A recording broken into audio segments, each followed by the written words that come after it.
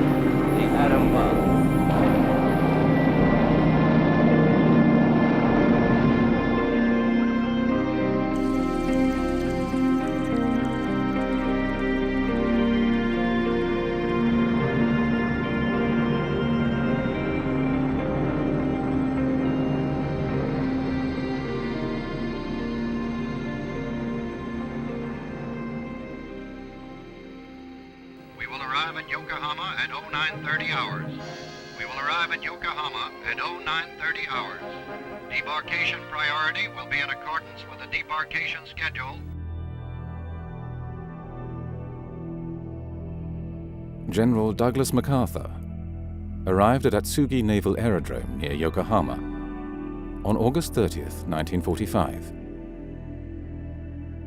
As he emerged from his aircraft, he paused at the top of the steps, stuck one hand in his hip pockets, tightened his jaws around his corncob pipe, and surveyed the conquered lands. This pose was repeated several times from different angles, so that all the press photographers could get a decent shot.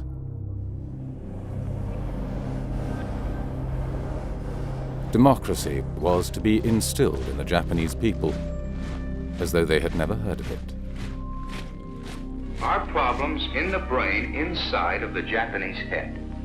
These brains, like our brains, can do good things or bad things, all depending on the kind of ideas that are put inside.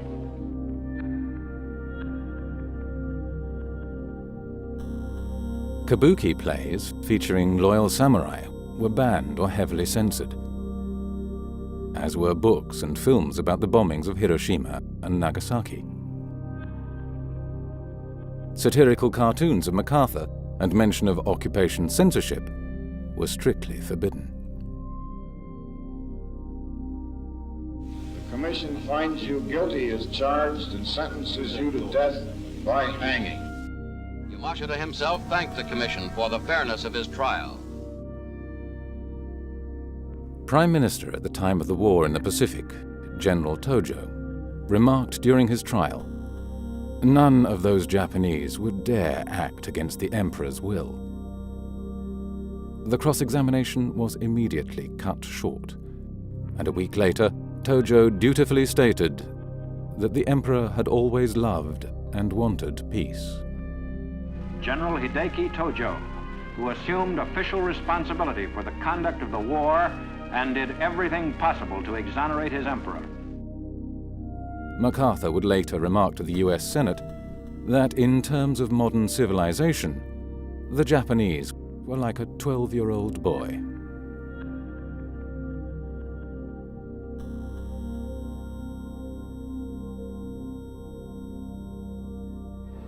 You are interested in the unknown, the mysterious, the unexplainable. That is why you are here. When the war was over, bank loan books had deteriorated. The assets the banks held were mainly war bonds and loans to destroyed industries. As such, the whole banking sector was virtually bankrupt.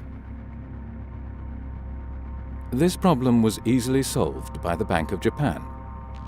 All it had to do was buy the banking sector's bad papers with newly created reserves, giving them good money for assets, which were often worthless. The first two post-war central bank governors were nominated by the US occupation. Eikichi Araki was appointed the first post-war governor of the Bank of Japan. But soon after taking up this post, he was indicted by war crimes prosecutors and had to resign. Then, in 1951, after a general amnesty on suspected war criminals filling public offices, he was made ambassador to the United States. On returning from his post as ambassador in 1954, Araki was again made governor of the central bank.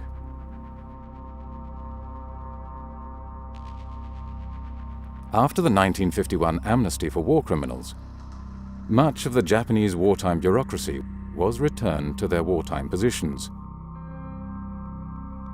This included wartime politicians and most Home Ministry bureaucrats who had been in charge of the thought police, a number of which moved to the Education Ministry. Japan is the key to the fate of the Far East. Once again, for the second time in the march of modern history, those words have urgent reality. In order to avert the kind of rural unrest that was helping the communists in China, the Americans initiated the redistribution of land from big landowners to their tenants. The capitalist elite in Japan, known as the Zaibatsu, were purged as supporters of a criminal war and prohibited from further business activity. Basically, the fascist policies of the 30s that the reform fascist bureaucrats could not implement during the war even. Yes. The US occupation managed to complete, like the land reform and right. The Zaibatsu policy. Yeah, it's a very funny encounter of Japanese wartime fascists and American New Dealers.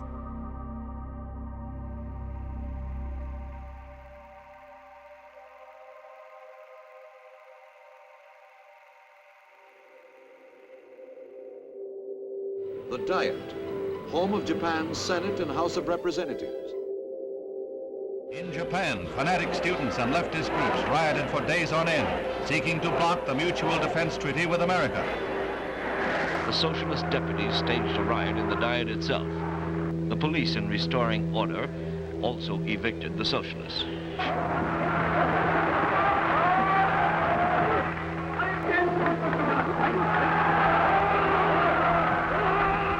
The speaker was carried to the platform and called to order the session that approved the treaty.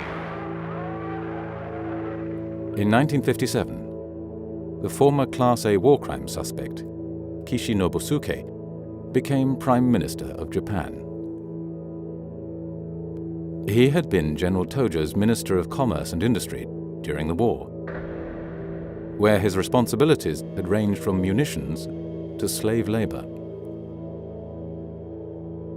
While Hitler's wartime war economy minister yes. was in Berlin's Spandau prison, yes. Albert Speer, his Japanese wartime colleague was prime minister of the country. Yeah. Although Kishi became a defender of democracy after the war, before and during the war, he had described himself as a national socialist. With money from crime syndicates, industrial corporations and CIA slush funds, Kishi built the Liberal Democratic Party into a powerful political machine. In Japan, many of the most important post-war economic and political leaders came from an elite group of wartime bureaucrats, the very same people who had pushed Japan into the war. The Liberal Democratic Party stayed in power for almost 40 years. Welcome home in Japanese to these American soldiers. After a tour of duty in Korea, they are returning to their base in Japan, where once, a short time before, they were stationed as occupation troops. And how do they return? How are they received by the people whose land they occupy? Not as overlords, not as antagonists, not as men who are distrusted and feared and resented, but as friends.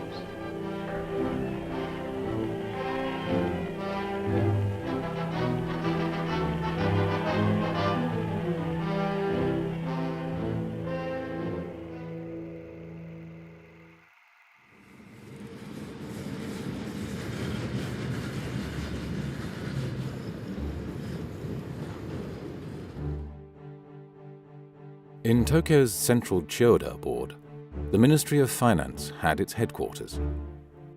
From here, the ministry controlled most aspects of economic life in Japan. The Ministry of Finance was the most powerful ministry, and the Bank of Japan had to report to the Ministry of Finance. Ministry of Finance officials elicited deep and hushed exclamations of awe and respect. And former ministry bureaucrats obtained influential posts as heads of private and public institutions. But in one area, the ministry did not have actual control, and that was the quantity of credit creation and its allocation, which was decided by the Japanese central bank, the Bank of Japan.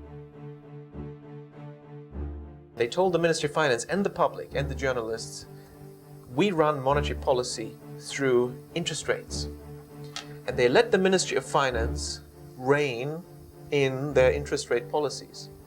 But the rule was done through not interest rates, which is the price of money, it was done through the quantity of money.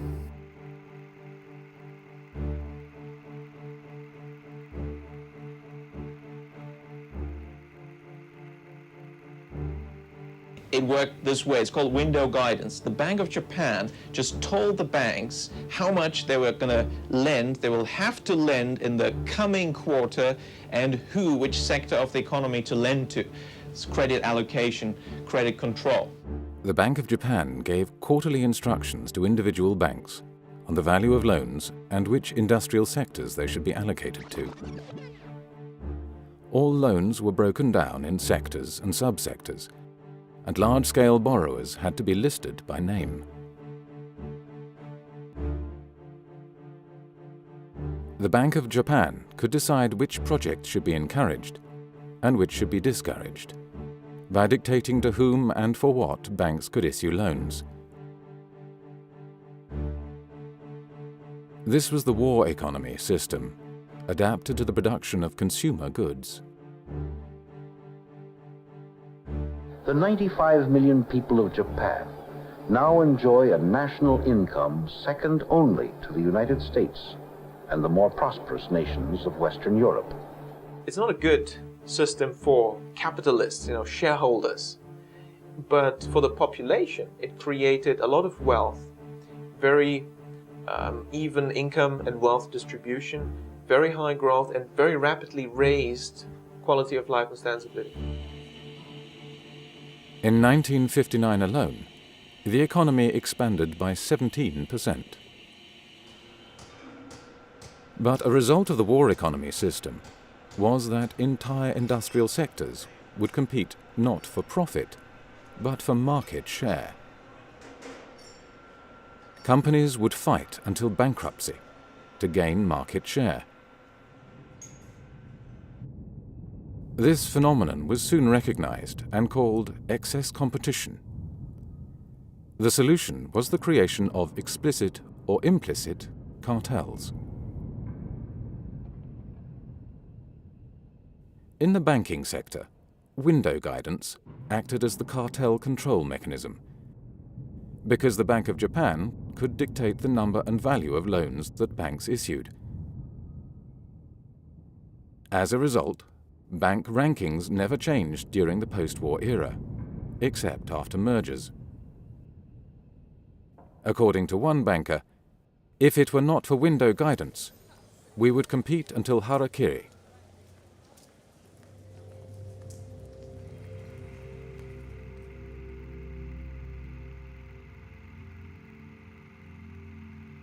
The U.S. current account deficit surges to its highest level in 9 years. The size of the increase took many economists by surprise.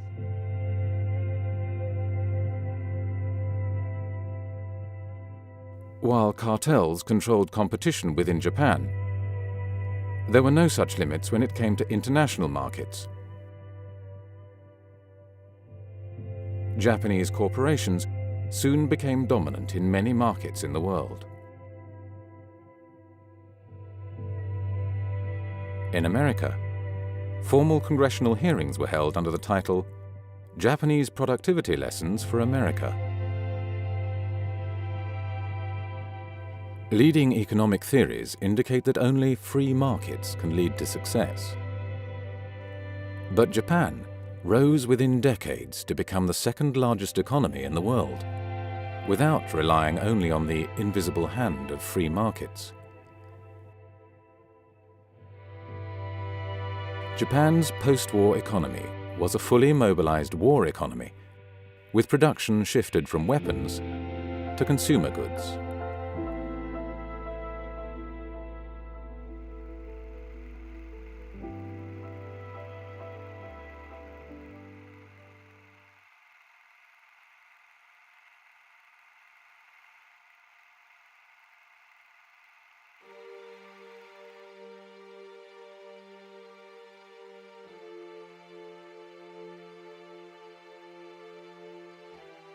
Since the Bank of Japan presented itself as a champion of free markets, window guidance was an embarrassment. Official publications either failed to mention it or downplayed its role by calling the credit controls voluntary. Whenever the Ministry of Finance would inquire about the Bank of Japan's credit creation and allocation policy, Bank of Japan staff would engage in complex discussions, full of technical jargon, to make the process appear impenetrable to non-experts.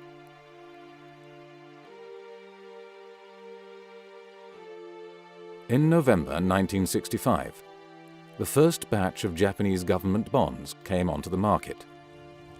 From now on, when politicians wanted to spend more, they would no longer put pressure on the Bank of Japan, but instead exert it on the Ministry of Finance.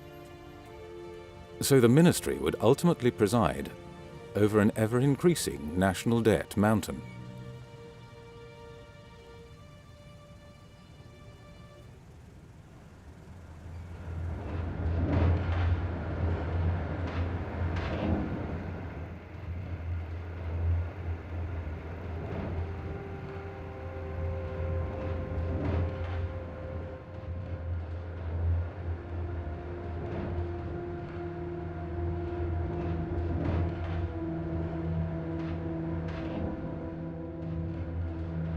The 1980s was an era of financial deregulation in the industrialized world. Most industrialized countries lifted their restrictions on the movement of capital. In Japan, Tadashi Sasaki, a former governor of the Bank of Japan, called for a 5-year plan for the transformation and liberalization of the Japanese economy. Then, in 1986, the Advisory Group on Economic Restructuring, headed by the former Bank of Japan governor, Haruo Maekawa, proposed a 10-year economic reform plan designed to make the living standards of Japanese more comparable to those enjoyed in the West. The proposal stated that the time has now come for Japan to make a historical transformation in its traditional policies on economic management and the nation's lifestyle. There can be no further development for Japan without this transformation.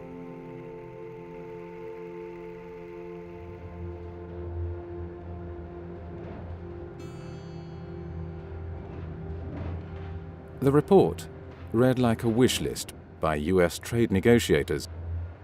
It started with calls for administrative reform and the abolition of bureaucratic powers. The goal was the transformation of the entire body politic, the abolition of the war economy system, and the introduction of a US-style free market economy. Those members of the advisory group who uttered dissent were relieved of their duties. Reports in the press were highly critical. Observers recognized the radical nature of the plan. It seemed far too ambitious. It was calling for a wholesale revolution of all parts of the Japanese economic, political, and social system.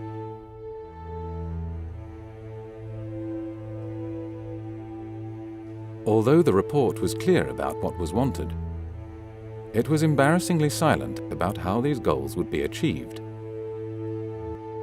The only clue hidden in the report was, in the implementation of these recommendations, fiscal and monetary policy have a significant part to play.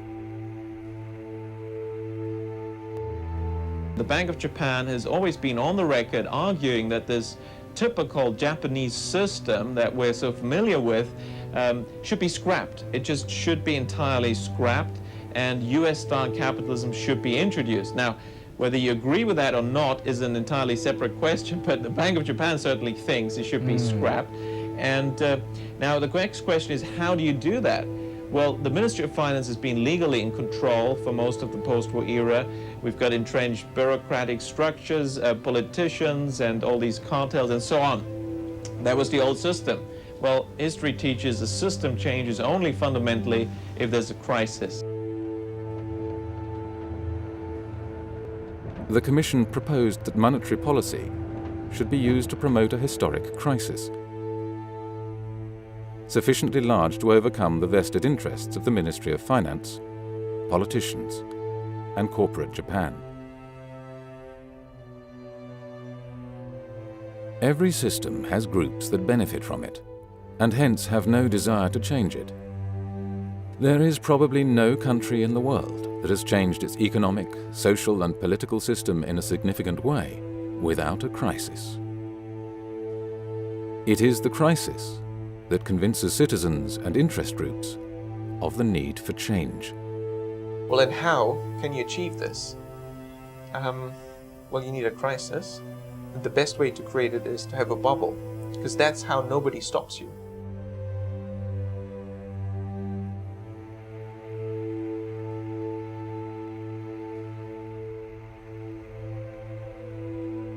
The Bank of Japan began to significantly increase window guidance loan quotas.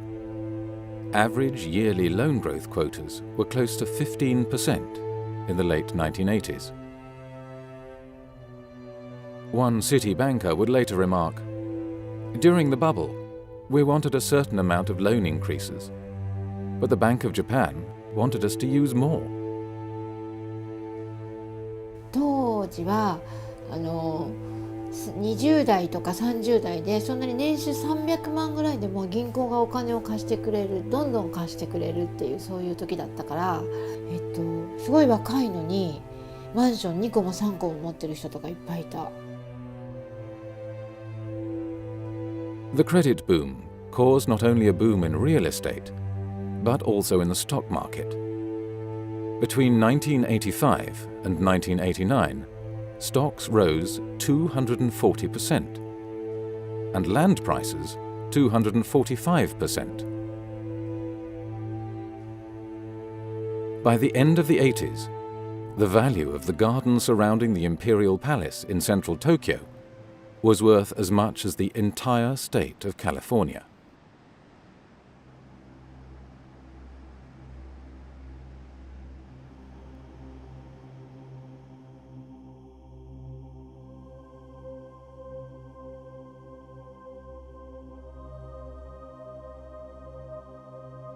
Although Japan is only 1/26th the size of the United States, its land was valued at 4 times that of the United States.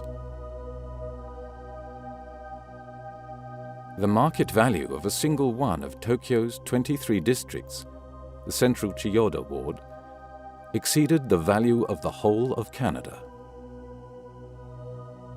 Economists who are trained to believe in market outcomes tried to justify the high land prices. Some thought land scarcity was the reason.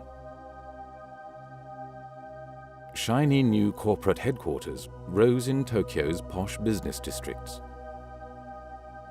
The labor market boomed so much that there was a genuine fear of a serious labor shortage. Companies started to invite final-year university students on expensive trips to holiday resorts to entice them to sign up.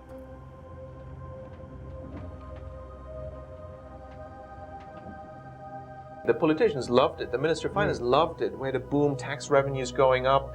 The companies loved it. Everything was wonderful in the bubble era. 毎日が本当にお祭りだった気がする。女子は飲みに行っても全部おごりだし、で帰りは必ずタクシー券をもらえたし、で電車で帰るなんて誰もしなかった。みんなが飲み会に行って、で上司からタクシー券をもらって帰るっていう。With asset and stock prices rising inexorably, even traditional manufacturers could not resist the temptation to try their hand at playing the markets. Soon they expanded their finance and treasury divisions to handle the speculation themselves. These company hedge funds, known as Zytec, used borrowed money to engage in property and share speculation. The frenzy reached such proportions that many leading manufacturers, such as the car maker Nissan, made more money through speculative investments than through manufacturing cars. Literally thousands of articles were written on the new Japanese miracle economy. A common explanation by economists was that high and rising productivity explained the impressive performance of Japan's economy.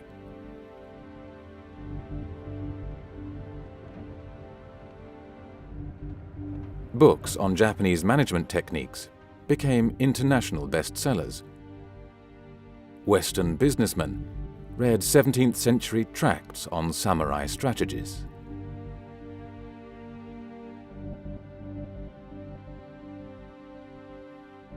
In reality, Japan's stellar performance in the 1980s had little to do with management techniques. Instead of being used to limit and direct credit, window guidance was used to create a giant bubble.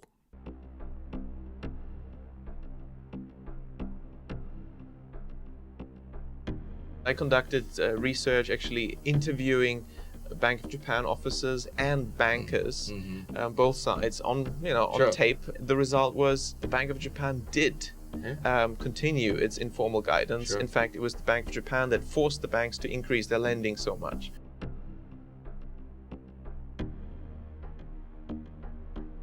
The Bank of Japan knew that the only way for banks to fulfill their loan quotas was for them to expand non-productive lending.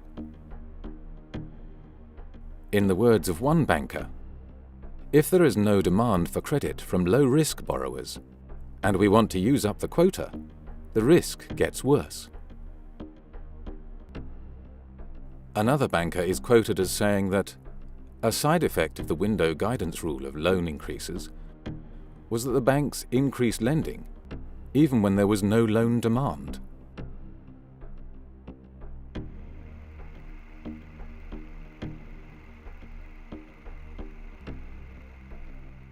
Like all bubbles, the Japanese bubble was simply fueled by the rapid creation of new money by the banking system.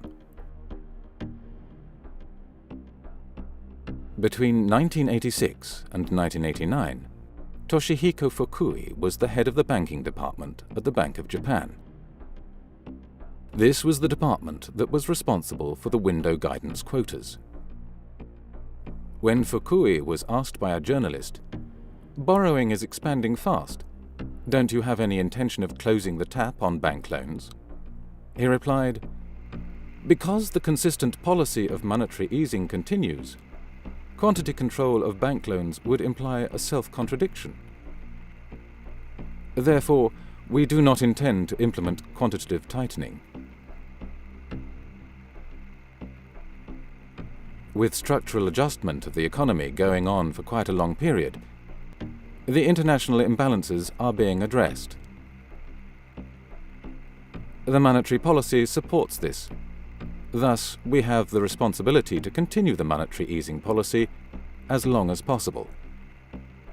Therefore, it is natural for bank loans to expand.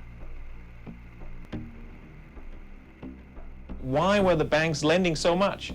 Well, they were lending so much because they were forced to do so by the orders of the Bank of Japan.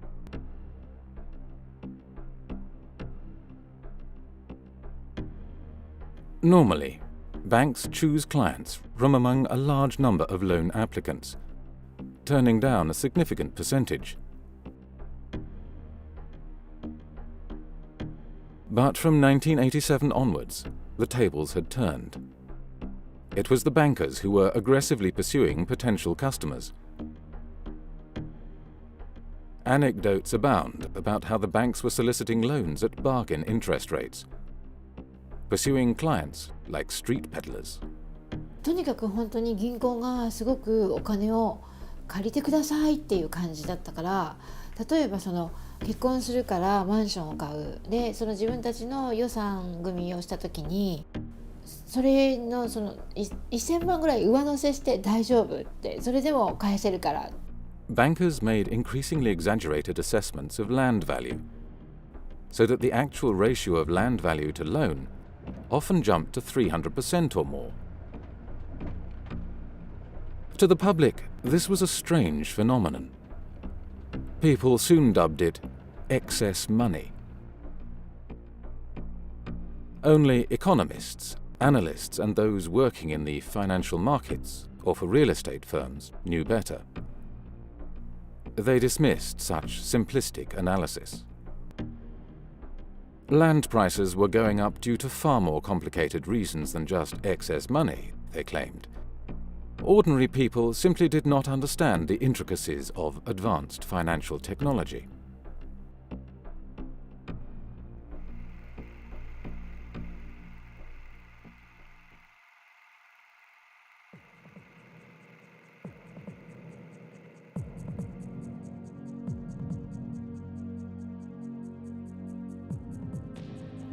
When a country creates too much money, some of that money spills out abroad in the form of investments. In the 1980s, Japanese capital flows multiplied from a net inflow of more than $2 billion in 1980 to an outflow of $132 billion in 1986. Assets, including art objects and other valuables all over the world, became targets for Japanese buyers. There were high-profile purchases, such as the Rockefeller Center, Columbia Pictures, and Pebble Beach Golf Course. Japanese money bought a staggering 75% of all United States Treasury bonds auctioned off in 1986. But it is not easy for a country to just print money and then go on a shopping spree around the world. Japan was able to do this because the markets did not devalue its currency. The value of individual currencies is set by currency dealers. If the traditional indicators that the currency dealers watch do not pick up the excess money creation in the country concerned, then creating large amounts of money and trying to exchange it for foreign currency can work.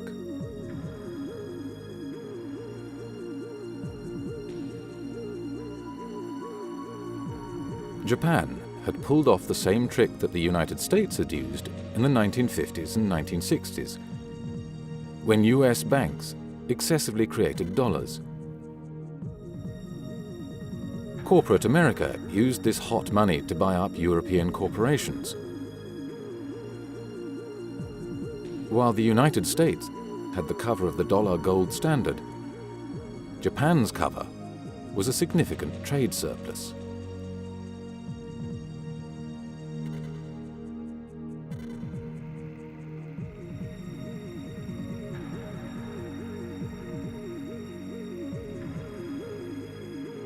An early warning indicator of the build-up of systemic risk in the banking system is the ratio of loans for non-GDP based transactions to total loans. This ratio increases significantly in most countries that are subsequently struck by a banking crisis.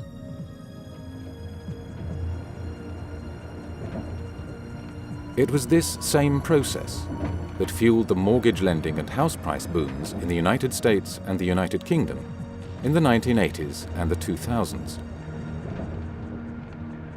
The same process also created the Golden 20s, In the 1920s, United States banks lent with stocks as collateral. The principle remains the same. As each bank took the stock price as a given, it created new money. With more money in the stock market, stock prices had to rise. Each bank thought it was safe accepting a certain percentage of the value of the stock as collateral, but the actions of all banks together drove up the overall market. In Japan, total private sector land wealth rose from 14.2 trillion yen in 1969 to 2,000 trillion yen in 1989.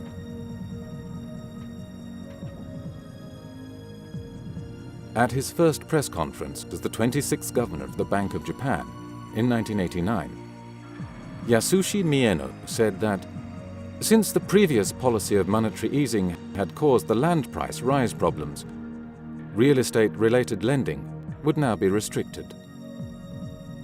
He looked around, looked at the bubble, asset prices rising, the gap between rich and poor is getting bigger. Let's stop it. His name was Mr. Mieno, and he was a hero in the press because he fought against this silly monetary policy. Well, the fact was, he was deputy governor during the bubble era, and he was in charge of creating the bubble.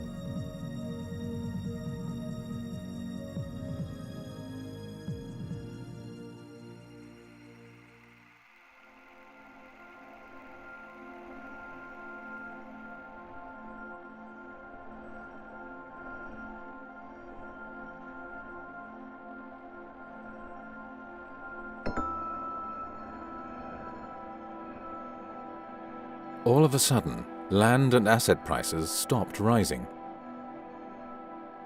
In 1990 alone, the stock market dropped by 32%. Then, in July 1991, window guidance was abolished. This took the window guidance officers at the Bank of Japan themselves by surprise. Bankers were left almost helpless. They complained that they did not know how to make their lending plans anymore. In the past, when a certain branch had said they would like to lend more, they would respond that the window guidance quota had been used up. Now they couldn't do that anymore. As banks began to realize that the majority of the 99 trillion yen in bubble loans were likely to turn sour, they became so fearful that they not only stopped lending to speculators, but also restricted loans to everyone else. Well, it's a bleak Christmas ahead for Japan. The stock market on Monday sinking to its lowest close in over 2 years. Last week's collapse of one of Japan's biggest food traders was the 9th time this year that a listed company went under. More than 5 million Japanese lost their jobs and did not find employment elsewhere.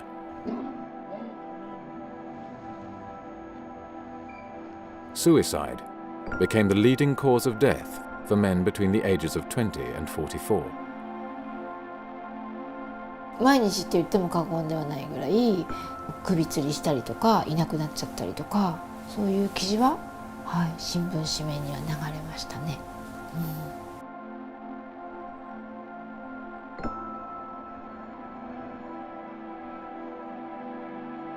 Between 1990 and 2003, 212,000 companies went bankrupt. In the same period, the stock market dropped by 80%. Land prices in the major cities fell by up to 84%. Some economists seemed relieved. The downturn was evidence that Japan's economic system was not so successful after all. Meanwhile, the governor of the Bank of Japan, Yasushi Mieno, said that, thanks to this recession, everyone is becoming conscious of the need to implement economic transformation.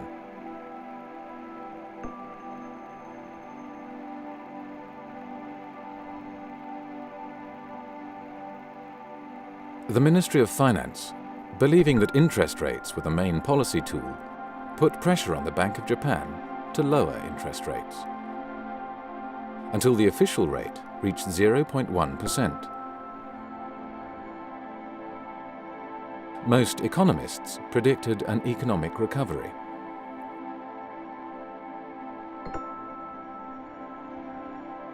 But despite frequent assertions in the financial press and by central banks that lower interest rates will stimulate growth and higher interest rates will slow growth, there is no empirical evidence for this relationship.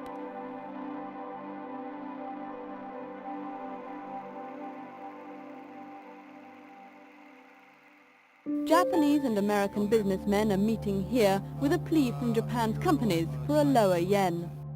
Only 6% of Japanese exporters can make profits with the dollar at less than 100 yen. On average, they need the American currency to rise above 117 yen to break even.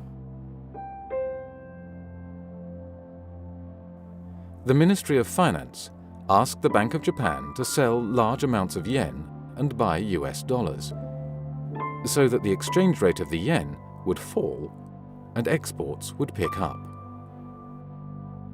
We all know the two of them, the Ministry of Finance, MOF in Japan, and the Bank of Japan, they just don't get along well.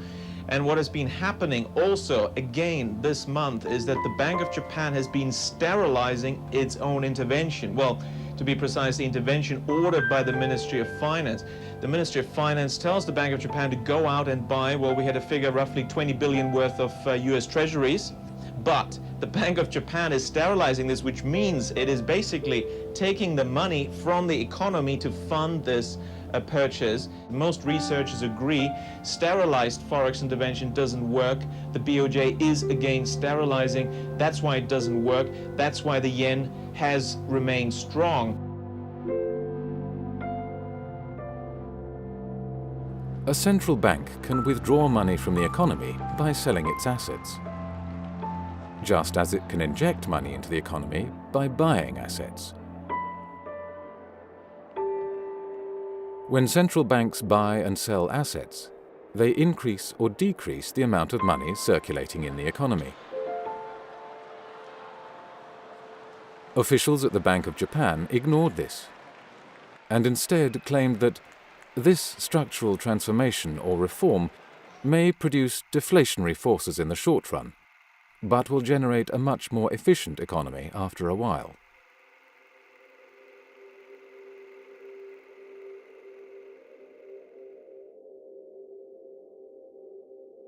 Independent observers suggested that domestic demand had to be boosted by government spending, and then loan demand would also rise. For a decade, the government followed their advice, boosting government debt to historic levels.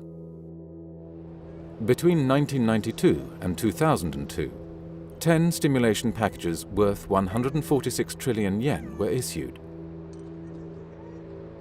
Mr. Richard Werner is chief economist at Jardine Fleming Securities in Tokyo. He joins us now to share his views on where the Japanese economy is heading. Mr. Werner, good evening to you. Thank you for joining us. The government was spending with the right hand, putting money into the economy, but the fundraising was done through the bond market, and therefore it took the same money out of the economy with the left hand. There was no increase in total purchasing power, and that's why the government spending couldn't have an impact. By 2011, Japan's government debt would reach 230% of GDP, the highest in the world.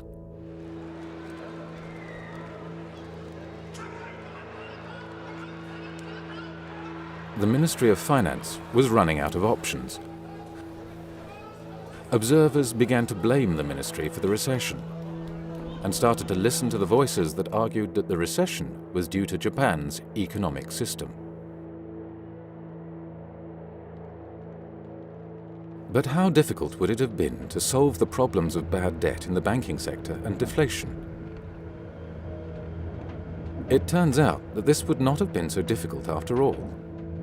The financial system always looks like catch-22. There's no loan growth, so there's no economic growth, so there's no loan growth, so there's no economic growth. Well, there is one thing that can break through this circular argument. That's the central bank. The job of the central bank in this situation is to print money.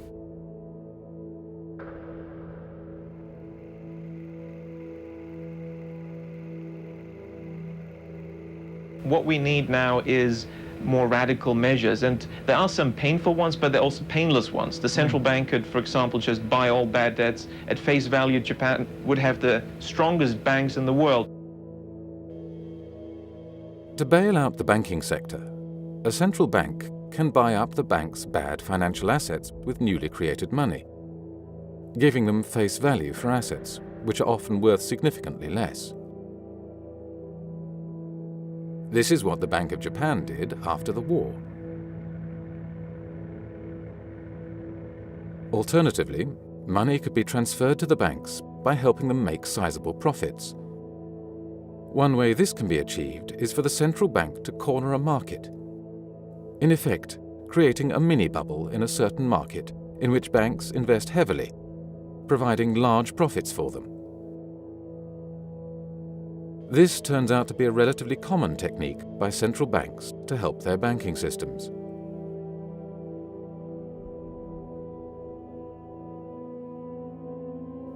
Other proposals include measures to introduce zero-risk borrowers to banks, or introducing accounting changes that help their balance sheets.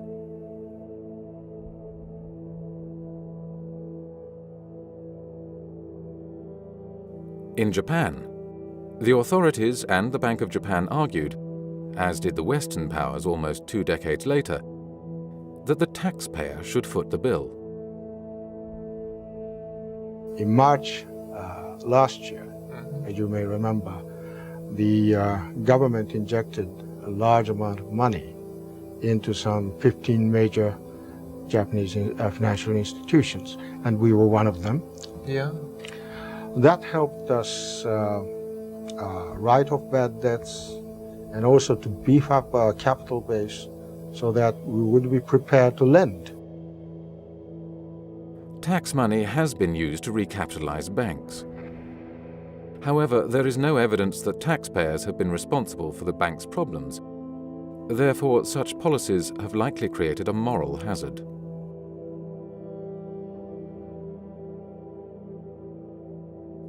The money supply is determined by the net increase in money creation by banks and the central bank. If moral hazard dictates that the banking sector should not be bailed out, deflation and recession can still be avoided by the central bank.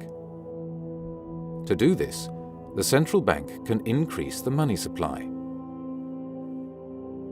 A central bank can increase the amount of money in an economy at any time, without limit, by simply buying assets from the private sector and paying with newly created credit. The Bank of Japan could, for instance, have bought real estate and converted it into public parks. And there is an opportunity here to solve 3 problems in one stroke. The economy needs money creation, the banks need to get rid of their bad debt, and the real estate sector needs some transactions. Well, what you can do is just have the central bank print money, buy the land from the banks, turn it into parks, and actually you solve another problem, quality of life in Japan. Even if the Bank of Japan had later sold these parks at a fraction of the cost, it would still have made money, because it costs a central bank nothing to create the money in the first place. Another option for injecting money into the economy is quantitative easing. Despite having all these options available, the Bank of Japan, at every stage, refused to implement policies that would have resolved the crises. When I was at the Bank of Japan 92-93 as a visiting researcher, I was convinced that this recession was going to get really bad. So any Bank of Japan guy who I could get to talk to me, I would ask, well, why aren't you printing more money? I noticed they were not printing enough money. And I met one guy who was quite open about that. He said, Richard, yeah, sure, we could have printed more money, we could have created a recovery. But then nothing would have changed. Japan's economic structure would not have changed. Now, at that time, I still wasn't ready to believe that the Bank of Japan was seriously prolonging the recession on purpose in order to get structural changes. That just seemed a bit too wild.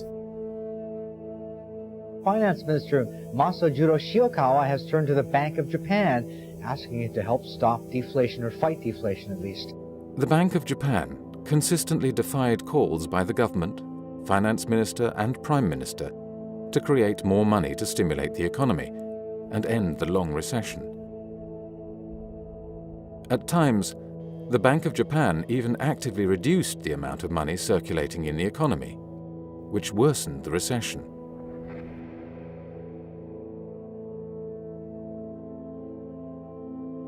The Bank of Japan's arguments always came to the same conclusion, namely that the blame lay with Japan's economic structure. Central bank staff even argued that significant monetary easing could cause harm by inducing a further delay in the progress of structural adjustment.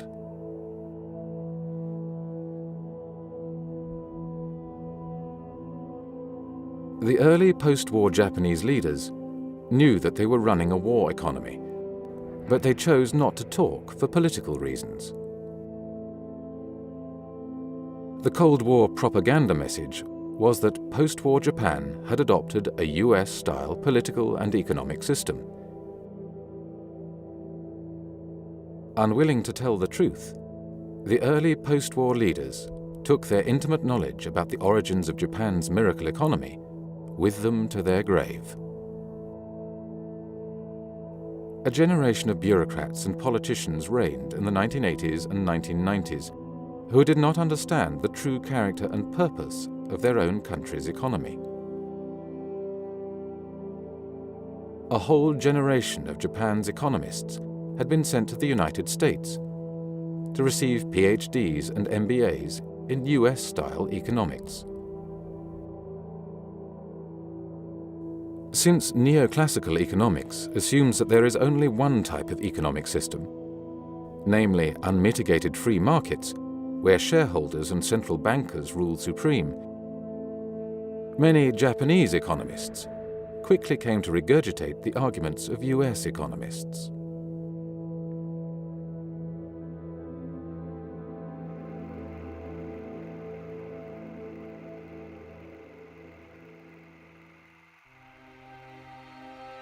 The US and Japan closed 2 days of insurance talks on Tuesday. Primary sector deregulation is needed to overcome the entrenched interests of large insurance companies, life and non-life, and the Ministry of Finance bureaucracy. They need to reach an agreement before December the 15th. After that date, the US has threatened to impose trade sanctions. Well, key move analysts are expecting the securitization of real estate. Well, will the package be enough? Well, for more, we are talking to Richard Werner. To have meaningful securitization, we need deregulation, and that's already the answer to your question. To get deregulation, you have to reduce the power of the Ministry of Finance, and obviously the ministry was resisting that. In the 1980s, persons who could introduce themselves with a business card from the renowned finance ministry elicited deep and hushed exclamations of awe and respect. But by the mid-1990s, attitudes had changed. There now seemed little doubt to most observers that the Ministry of Finance had caused the recession. Frequent demonstrations were held outside the ministry's doors by citizens disgusted by the bureaucrats' actions. In early 1998, public prosecutors for the first time raided the most powerful of Japan's ministries. Both banks and their regulators were heavily criticized for their actions. Scandals highlighted some of the informal links that existed between Ministry of Finance officials and bankers. Many bank staff and even some ministry officials were arrested and imprisoned, and several committed suicide.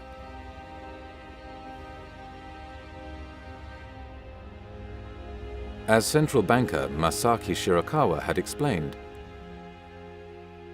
it is not easy to change the institutional framework and promote structural reform, since it necessarily involves the vested interests of all the related individual economic agents.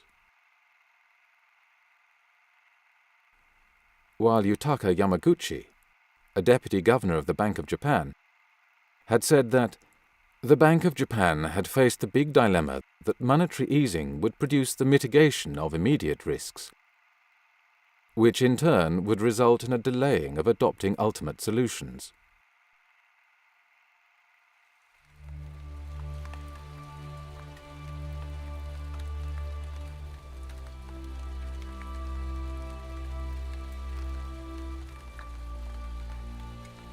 From the mid-1990s onwards, the government began to dismantle much of the power structure of the Ministry of Finance. The Bank of Japan, on the other hand, saw its influence grow significantly. You have written just recently, there's no doubt in your mind, the central bank, the Bank of Japan, will be cut loose from the Ministry of Finance and become pretty much independent, putting it on a footing with other central banks. Briefly, why are you so sure? Basically, the Ministry of Finance, which had been controlling, legally at least, the Bank of Japan, I mean that's what the law says, has lost all credibility. The Ministry of Finance is being blamed for the creation of the bubble, for the long recession, and for many other problems we had recently in Japan. Whereas the Bank of Japan has been out of the spotlight of public criticism, and it's using that now to say, well, the MOF has been bad, we need independence now. Richard, thanks very much. I have been speaking to Richard Werner, Chief Economist at Jardine Fleming Securities in Tokyo. Soon after his retirement from the position of Governor of the Bank of Japan in 1994, Mieno embarked on a campaign, giving speeches to various associations and interest groups. He lobbied for a change in the Bank of Japan law. His line of argument was to subtly suggest that the Ministry of Finance had pushed the Bank of Japan into the wrong policies. To avoid such problems in the future, the Bank of Japan needed to be given full legal independence. According to Mieno, making central banks independent reflected the human wisdom that had been nurtured by history. In 1998, monetary policy was put into the hands of the newly independent Bank of Japan. So you're saying that politicians as well as economists should be putting more pressure towards the Bank of Japan in order to create more money, but a lot of critics are going to say that that is intervening into the central bank's independence. What do you make of that? I think that's exactly right. That is intervening in the central bank's independence, and that's exactly what we need.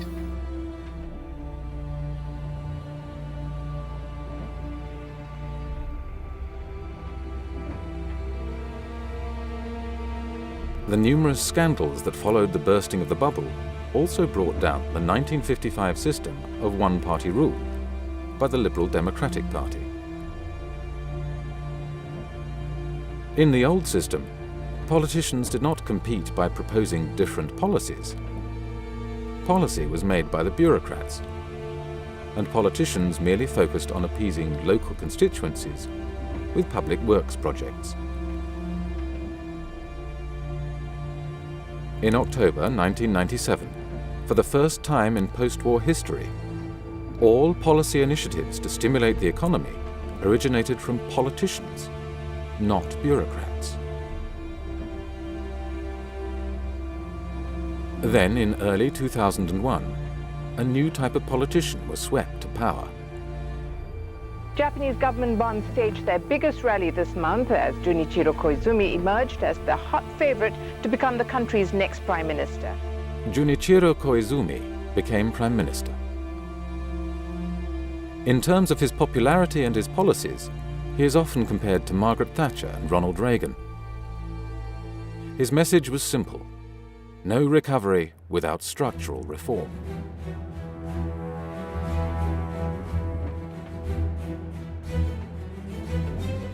At the Geneva summit in July 2001, he said, "Some say recovery comes first, without reforms.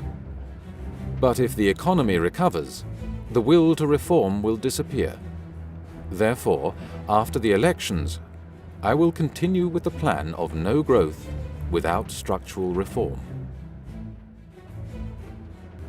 During 2001, the message of no economic growth without structural reform had been broadcast on an almost daily basis on the nation's TV screens. 先週開かれた G7 でも先月の日米首脳会談でも外国から要求されるのは日本の構造改革。確かにお隣韓国では経済危機のどん底で財閥解体などに取り組み、今や経済は急回復。だが韓国よりはるかに巨大で影響の大きい経済大国日本の構造改革はまだこれからだ。 Now everyone believes we need structural changes. We need to scrap Japanese-style capitalism to get a recovery. Why? It seems we tried all the policies. It seems we've tried everything, nothing works, so the system itself, the Japanese-style economic system, must be to blame, so we better get rid of it.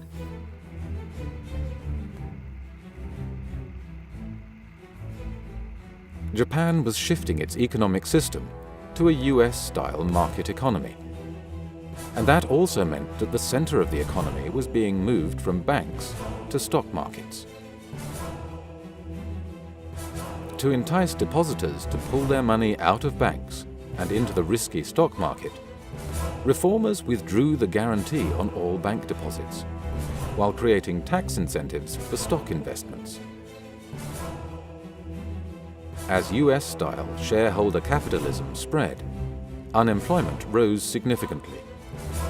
Income and wealth disparities rose, as did suicides and incidents of violent crime. Then, in 2002, the Bank of Japan strengthened its efforts to worsen bank balance sheets and forced banks to foreclose on their borrowers. Until then, Hakuo Yanagasawa, Minister for Financial Services, had resisted the Bank of Japan-inspired proposal to inject tax money into banks, effectively nationalizing them, taking over their management, and using this power to call in loans from companies, thus triggering many bankruptcies of large firms. Mr. Yanagasawa was duly sacked by the Prime Minister and replaced with Heizo Takenaka. Takenaka was a supporter of the Bank of Japan's plan to increase foreclosures of borrowers. Minister Takenaka was trying to implement a policy to actually dramatically weaken the balance sheets of the banks in order to give him a free hand and allow him to nationalize them. Takenaka appointed a task force to oversee the banking policies, which included 2 former Bank of Japan staff. One of them, Takeshi Kimura, immediately demanded that accounting changes be implemented which would worsen bank balance sheets and render nationalization unavoidable. Takuro Morinaga, a well-known economist in Tokyo, argued forcefully that the Bank of Japan-inspired proposal by Takenaka would not have many indigenous beneficiaries, but instead would mainly benefit US vulture funds specializing in the purchase of distressed assets. These vulture funds had faced the difficulty that despite over 200,000 bankruptcies, few firms sufficiently large for the vulture funds to be interested were bankrupted.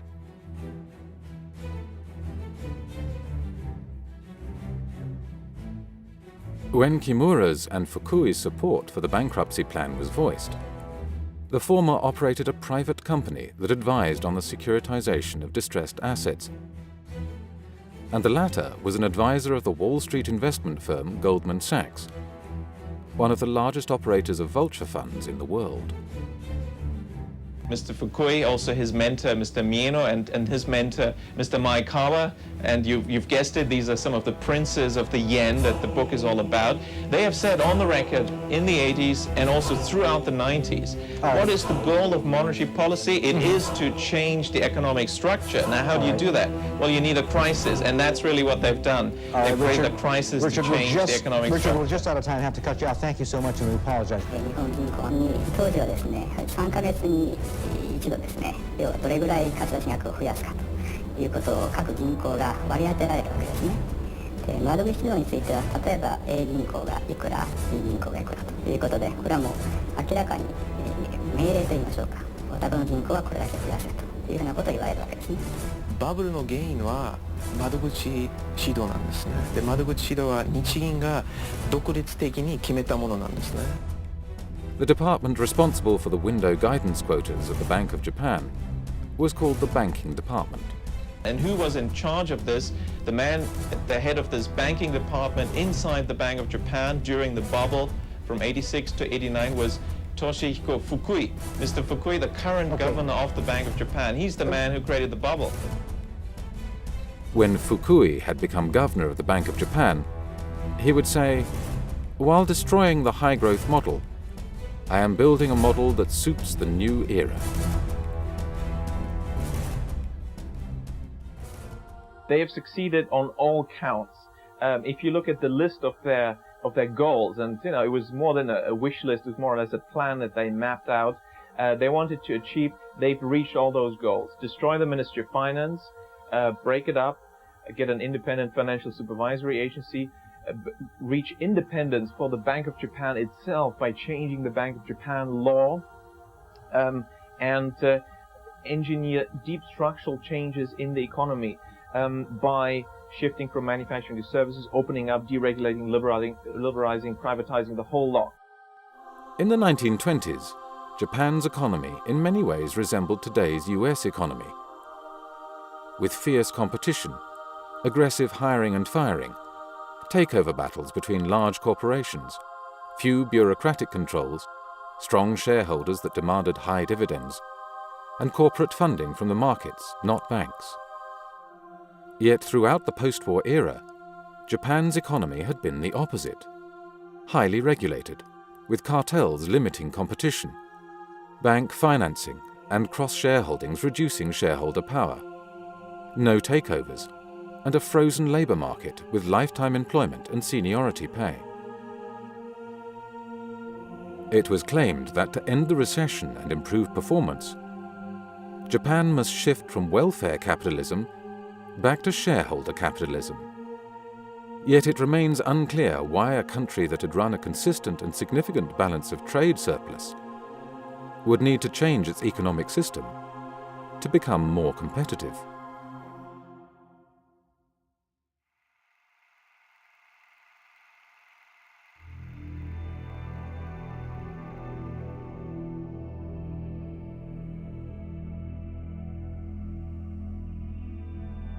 Japan was not the only high-performance economy in Asia that in the 1990s found itself in the deepest recession since the Great Depression.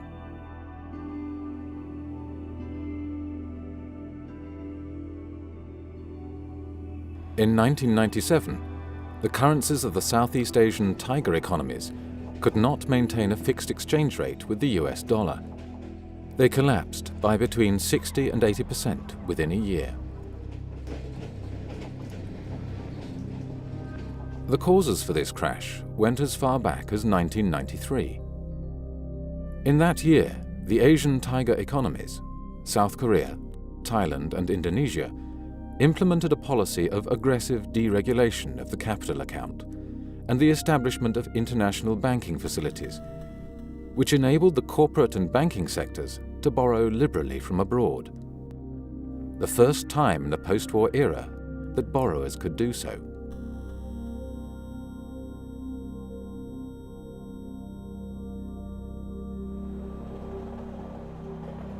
In reality, there was no need for the Asian tiger economies to borrow money from abroad. All the money necessary for domestic investment could be created at home.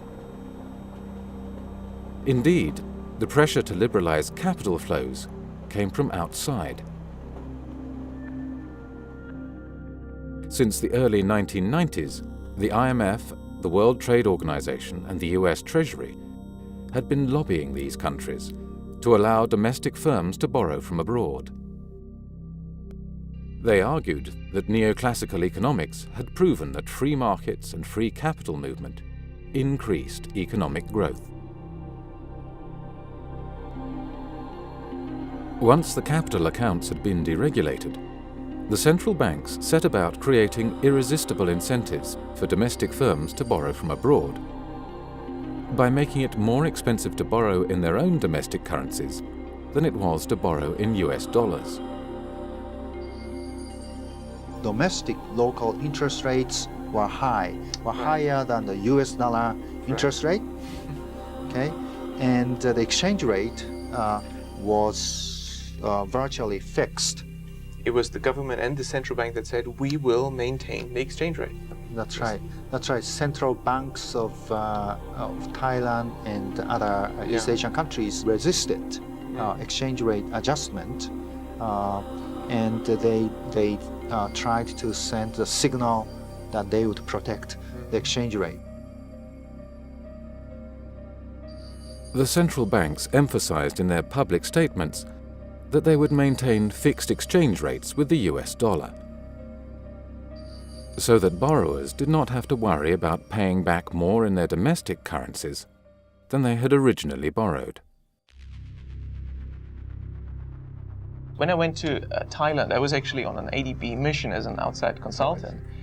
I went straight to the Bank of Thailand and asked them, were there any informal credit guidance schemes?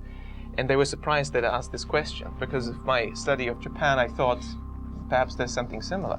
And they told me, it was a young staff who perhaps wasn't aware of the politics involved. He said, yeah, we have this credit planning scheme. Banks were ordered to increase lending, but they were faced with less loan demand from the productive sectors of the economy, because these firms had been given incentives to borrow from abroad instead. They therefore had to resort to increasing their lending to higher risk borrowers.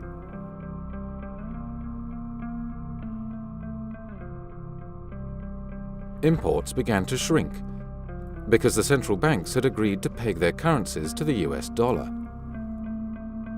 The economies became less competitive, but their current account balance was maintained due to the foreign issued loans, which count as exports in the balance of payment statistics.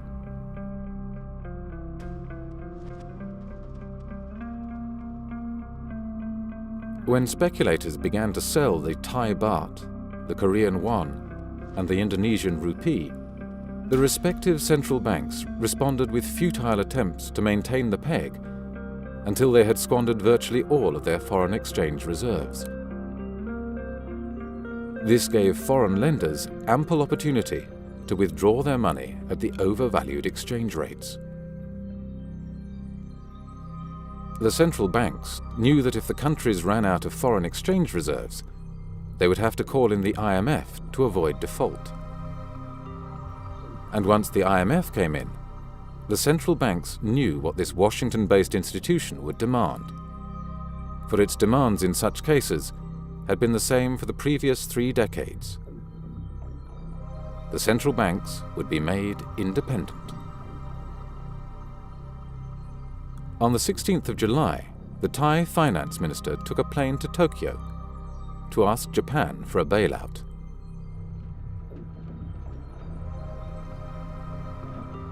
At the time, Japan had $213 billion in foreign exchange reserves, more than the total resources of the IMF. They were willing to help, but Washington stopped Japan's initiative. Any solution to the emerging Asian crisis had to come from Washington via the IMF.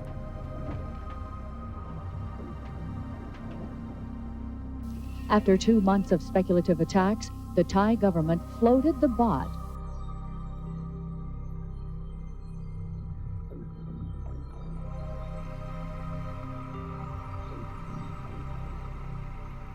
Well, the International Monetary Fund to date has promised almost $120 billion to the embattled economies of Thailand, Indonesia, and South Korea. Immediately after arrival in the crisis-stricken countries, the IMF teams set up offices inside the central banks, from where they dictated what amounted to terms of surrender. The IMF demanded a string of policies, including curbs on central bank and bank credit creation, major legal changes, and sharp rises in interest rates. As interest rates rose, high-risk borrowers began to default on their loans. Burdened with large amounts of bad debts, the banking systems of Thailand, Korea, and Indonesia were virtually bankrupt.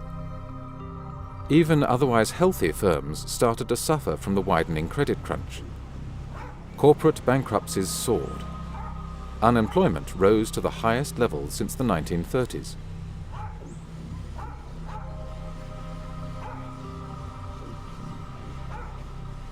The role of the fund in coming to the rescue of ailing nations has been fiercely debated.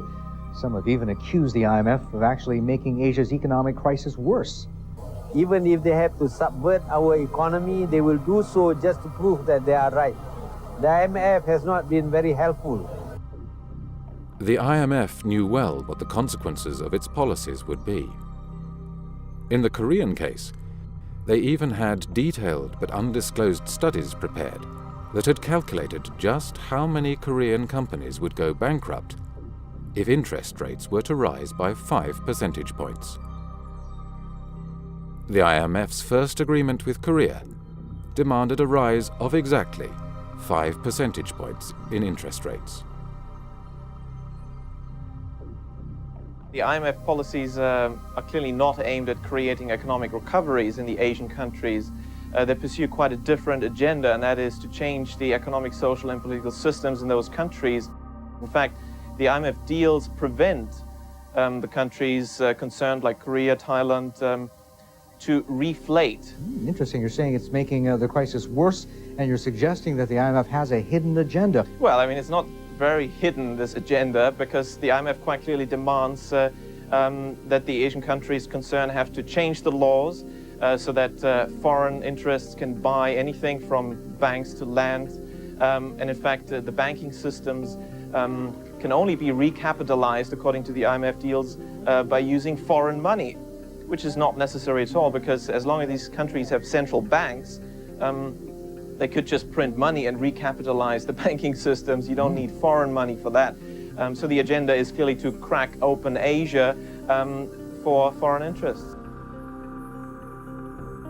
The IMF demanded that troubled banks would not be bailed out, but instead closed down and sold off cheaply as distressed assets, often to large US investment banks.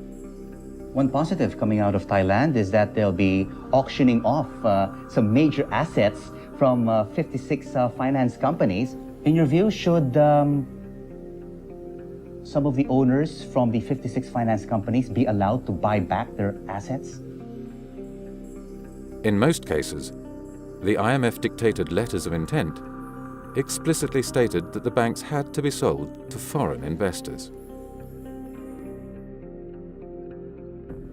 And let me emphasize in that respect that these reform programs are the key, the absolute key, to restoring financial stability. For the first time ever, South Korea closed 5 banks in a major step toward meeting its IMF mandate. The number of commercial banks has declined, has been reduced as a result of closure, mergers, and acquisitions, and the foreign strategic investors are now in, which is a remarkable change.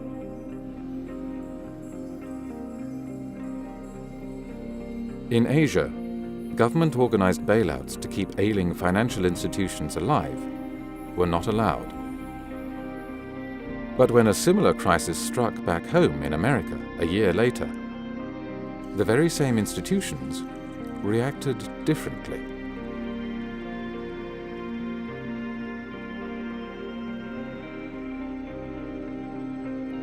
The Connecticut-based hedge fund, Long-Term Capital Management, which accepted as clients only high-net-worth individual investors and institutions, had leveraged its $5 billion in client capital by more than 25 times, borrowing more than $100 billion from the world's banks.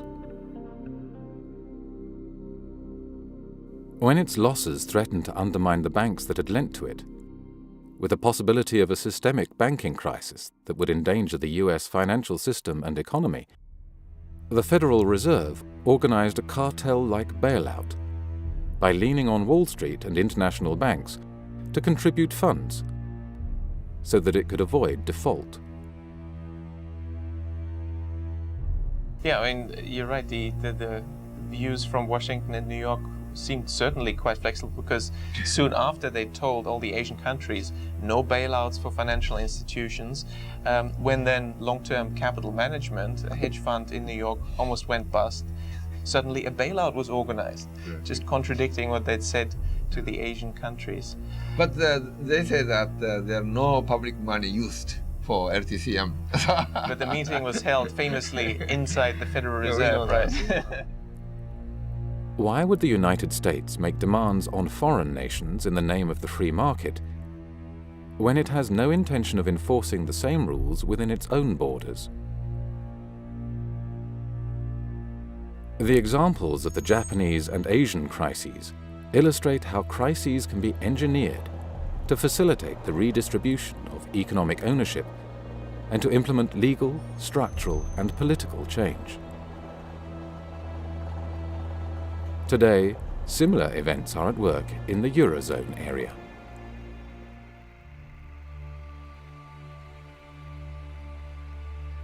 Countries within the euro currency bloc have forfeited their right to a national currency and handed this power to the European Central Bank. With me here in the studio is Richard Werner. He's the professor at Southampton University. Richard was an advisor to the Bank of Japan and the Ministry of Finance at the end of the bubble era in the 1990s. What's your advice to the ECB? They meet tomorrow. What would you be telling them? Well, again, I mean, they have to focus on the quantity of credit creation more than interest rates. The ECB has a lot to learn from its past mistakes, because basically I think it didn't really watch carefully enough credit creation, where in Spain, Ireland, we had a massive credit expansion under the watch of the ECB. They didn't look at that. Interest rates, of course, are the same in the Eurozone, but the quantity of credit cycle is very different. There's one interest rate for the whole euro area, but in 2002 the ECB told the Bundesbank to reduce its credit creation by the biggest amount in its history, and told the Irish Central Bank to print as much money as if there's no tomorrow. What do you expect is going to happen? Same interest rate. Is the same growth? No. Recession in Germany, boom in Ireland. Which one tells you that? Which variable? Credit creation. From 2004, under the ECB's watch, bank credit growth in Ireland, Greece, Portugal and Spain increased by over 20% per annum, and property prices skyrocketed. When bank credit fell, property prices collapsed, developers went bankrupt, and the banking systems of Ireland, Portugal, Spain and Greece became insolvent. The ECB could have prevented these bubbles, just as it could have ended the ensuing banking and economic crises, but it refused to do so until major political concessions had been made, such as the transfer of fiscal and budgeting powers from each sovereign state to the European Union. In both Spain and Greece, youth unemployment has been pushed up to 50%, forcing many youths to seek employment abroad.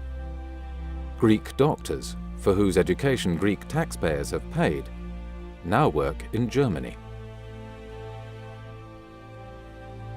The deliberations of the ECB's decision-making bodies are secret. The mere attempt at influencing the ECB, for instance through democratic debate and discussion, is forbidden according to the Maastricht Treaty. The ECB is an international organization that is above and outside the laws and jurisdictions of any individual nation.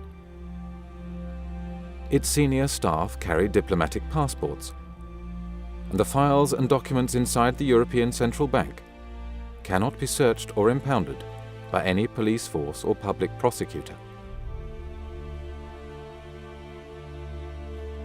The ECB is well known among economists as one of the world's most powerful and least transparent central banks. Yet its former president, Jean-Claude Trichet, dealt with this problem by merely asserting that there was no problem.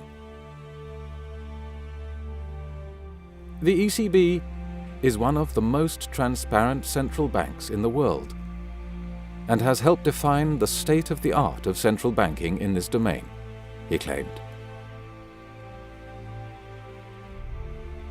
gentleman over there. Yes, please. Good morning. My name is Richard Werner. I'm an economist. My question is for Monsieur Trichet, who's also been for years member of the Governing Council of the ECB. The question is, where in the Maastricht Treaty or ECB statutes does it say that it's the job of the ECB to back structural reform or any other political agenda? I said very, very clearly, and we have all said very, very clearly, that we had no responsibility in this domain. We have a voice, and we say in this domain and in some others what we think. And perhaps if we can help in explaining from our side to the general people that they would be better off, perhaps it would help Europe embarking in this implementation of structural reforms, which is so important, and there is a consensus on that. The diagnosis, again, is a very, very, very large consensus on this point.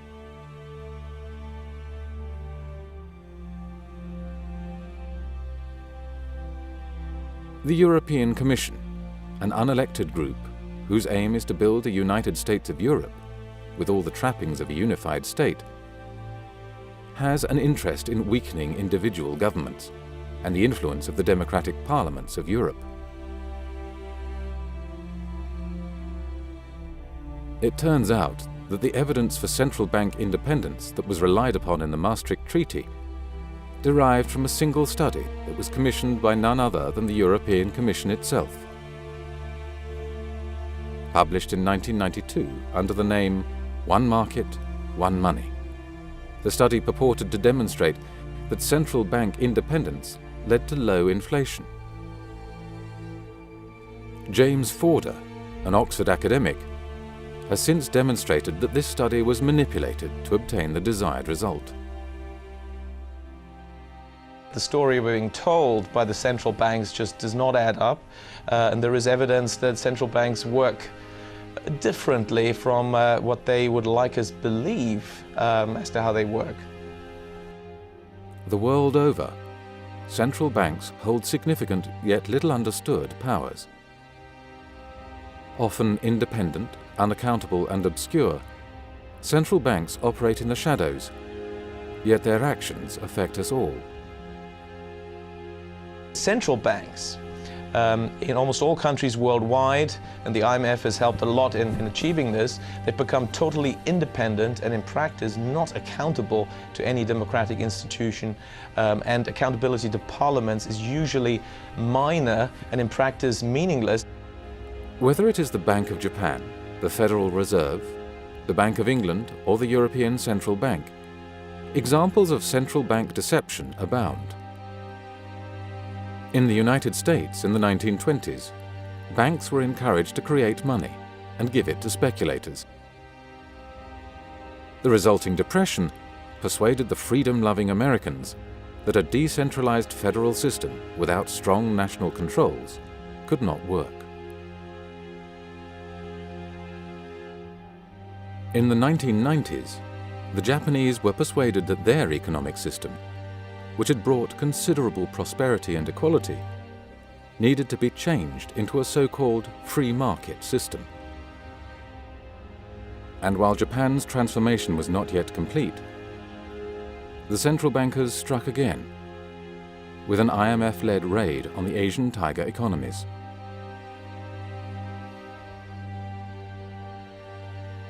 The present European debt crisis is yet another example of central bank deception. To create a public consensus for the need for structural reform, by purposefully creating a recession and then needlessly prolonging it, must constitute an abuse of power. Do citizens really want to be manipulated in such a costly and dishonest manner?